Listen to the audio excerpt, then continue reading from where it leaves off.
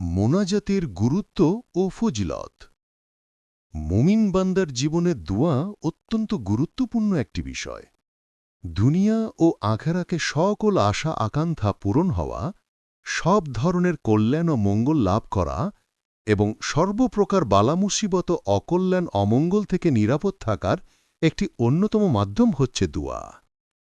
বান্দা যখন আল্লাহকে ডাকে, আল্লাহর কাছে দোয়া করে, আল্লাহ তার ডাকে সাড়া দেন, তার দোয়া কবুল করেন, তার প্রতি সন্তুষ্ট হন, তার গুনাহ ক্ষমা করেন, তার মর্যাদা বৃদ্ধি করে দেন।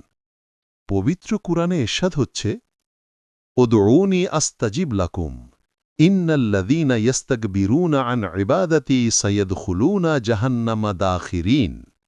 অর্থ, তোমরা আমার কাছে দোয়া করো, আমি তোমাদের দোয়া কবুল করব।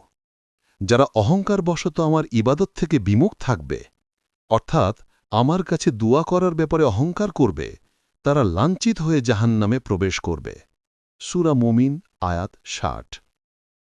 অন্যত্র ইরশাদ হয়েছে, ওয়াইযা সাআলাকা ইবাদি আন্নী ফাইন্নী করিবুন উজিবু দাওয়াতাদ দাঈ ইযা দাআনি ফালইস্তাজিবু লি ওয়ালইউমিনু বি লাআল্লাহুম ইয়ারশুদুন। অর্থ, যখন আপনার কাছে আমার বান্দারা আমার ব্যাপারে জিজ্ঞাসা করে, তখন তাদেরকে বলুন, নিশ্চয়ই আমি তাদের নিকটে আছি।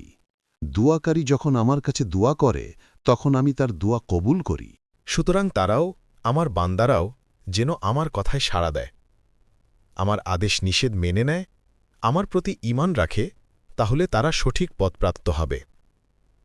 সূরা বাকারা আয়াত ১৮৬। রসূলুল্লাহ সাল্লাল্লাহু আলাইহি ওয়াসাল্লাম বলেন, আদ-দুআউ হুয়াল ইবাদাতু। অর্থ, দুআই হচ্ছে ইবাদত। তিরমিজি হাদিস নম্বর ২৯২৯।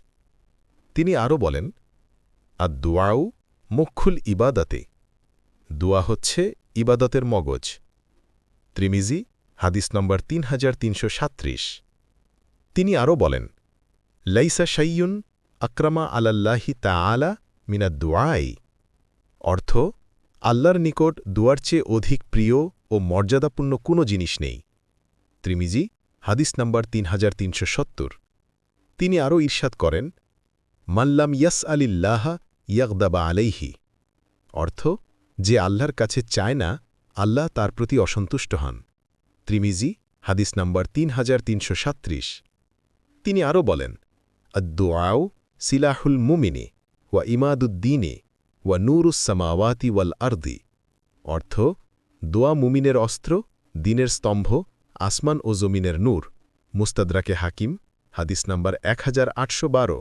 রাসূল সাল্লাল্লাহু আলাইহি ওয়াসাল্লাম আরও বলেন, ইন্নারা রাজুলা লা ইউহরামুর রিজকা বিদ্যাম্বি ইউসিবুহু ওয়ালা ইয়ারুদ্দুল কাদারা ইল্লাদ দুআউ ওয়ালা ইয়াজিদু ফিল উমরি ইল্লাল বিররু। অর্থ, নিশ্চয়ই মানুষ রিজিক থেকে বঞ্চিত হয় তার কৃত গুনাহের কারণে। দোয়াই কেবলমাত্র তাকদিরকে পরিবর্তন করতে পারে, আর নেক কাজই একমাত্র হায়াত বৃদ্ধি করতে পারে। মুসনাদে আহমদ হাদিস নম্বর ২২৩৮৬। মান উতিয়াদ দুআ লাম ইউহরামিল ইজাবাতা। যাকে দোয়া করার তাওফিক দেয়া হয়, কবুল হওয়ার নেয়ামত থেকে তাকে বঞ্চিত করা হয় না। শুআবুল ঈমান হাদিস নম্বর ৪৫২৮।